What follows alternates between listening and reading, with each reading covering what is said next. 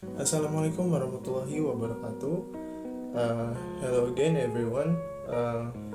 Like my video before, my name is Dimas Satria, and from the international business class of the Technocrat University of Indonesia. Di sini saya akan menjelaskan sedikit materi tentang etika dan tanggung jawab sosial dalam bisnis internasional. Etika dan tanggung jawab sosial dalam bisnis internasional. Etika dan tanggung jawab sosial merupakan aspek krusial dalam bisnis internasional. Perusahaan harus menjalankan operasi dengan integritas, menjaga nilai-nilai etika, dan mempertimbangkan dampak sosial dan lingkungan. Etika dalam bisnis internasional ada 3, yaitu yang pertama standar etika yang berbeda.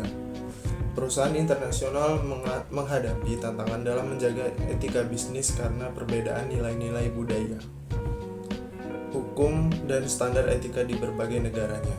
Misalnya, praktik yang dianggap etis di suatu negara mungkin tidak sesuai di negara lainnya. Yang kedua, korupsi. Korupsi menjadi isu etika yang kompleks dalam bisnis internasional. Di beberapa negara, suap mungkin dianggap biasa. Namun, praktik ini bertentangan dengan prinsip transparansi dan integritas yang harus dijunjung tinggi oleh perusahaan global. Dan yang ketiga ada hak asasi manusia. Perusahaan internasional harus memastikan bahwa praktik bisnis mereka tidak melanggar hak asasi manusia ini.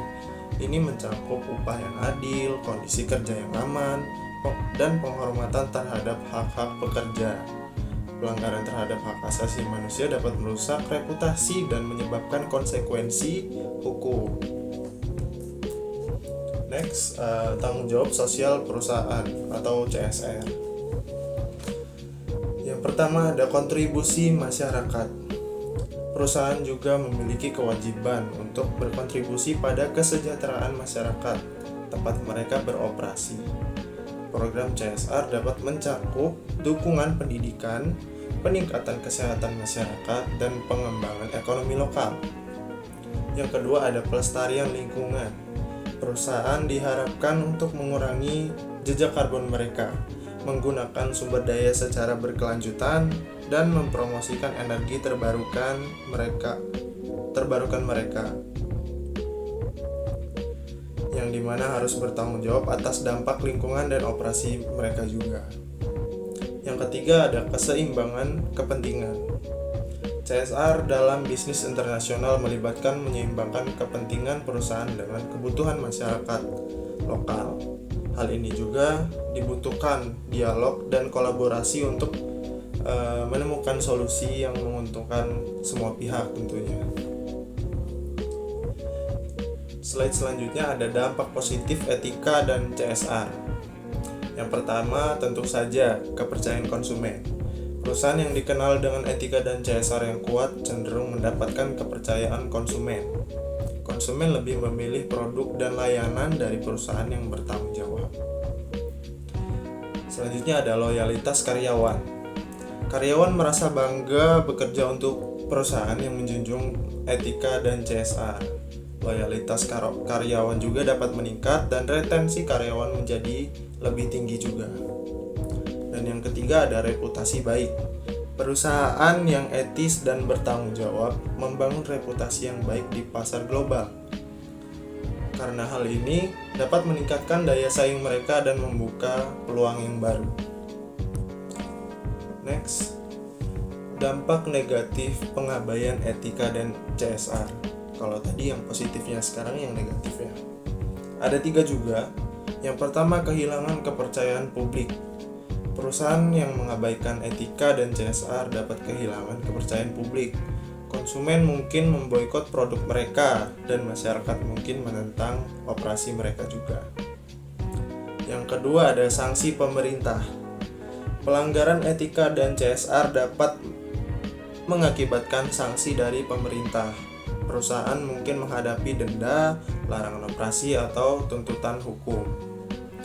Yang ketiga ada kritik masyarakat global. Karena yang kita bahas secara global, poin yang ketiga adalah kritik masyarakat global. Perusahaan yang terlibat dalam perusakan lingkungan atau pelanggaran hak asasi manusia seringkali mendapat kritik keras dari masyarakat global. Hal ini yang dapat merusak reputasi mereka dan menyebabkan kerugian finansial seperti yang terjadi sekarang di Palestina, yang dimana beberapa company atau perusahaan global mereka pro terhadap Palestina, yang dimana kita harus free Palestine. Selanjutnya ada etika dan CSR sebagai keharusan. Di sini etika dan CSR memiliki keuntungan yang dimana keharusannya mendapatkan kepercayaan, loyalitas, dan reputasi. Kerugiannya ada kehilangan kepercayaan, sanksi, dan kritik. Selanjutnya ada prinsip etika dan CSR. Ada 4 di sini yang saya tampilkan. Transparansi dan integritas. Perusahaan harus transparan dalam operasi mereka dan menjunjung tinggi integritas dalam semua keputusan dan tindakan. Keadilan dan kesetaraan. Perusahaan harus memperlakukan semua karyawan di pemangku kepentingan dengan adil dan setara. Pastinya ya. Mereka juga harus menghindari diskriminasi dan menciptakan lingkungan yang lebih inklusif. Yang ketiga ada tanggung jawab lingkungan. Perusahaan harus mengurangi dampak lingkungan dan operasi mereka dan mempromosikan praktik bisnis yang berkelanjutan. Dan yang terakhir, keempat, ada kontribusi masyarakat. Perusahaan harus berkontribusi pada kesejahteraan masyarakat tempat mereka beroperasi ini, yang dapat mencakup dukungan pendidikan, kesehatan, dan pengembangan ekonomi lokal seperti CSR tadi. Selanjutnya, pentingnya etika dan CSR.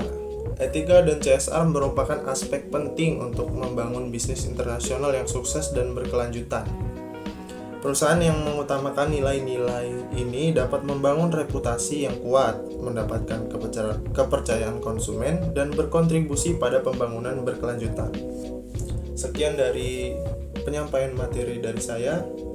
That's all I can say, and see you again guys. Wassalamualaikum warahmatullahi wabarakatuh.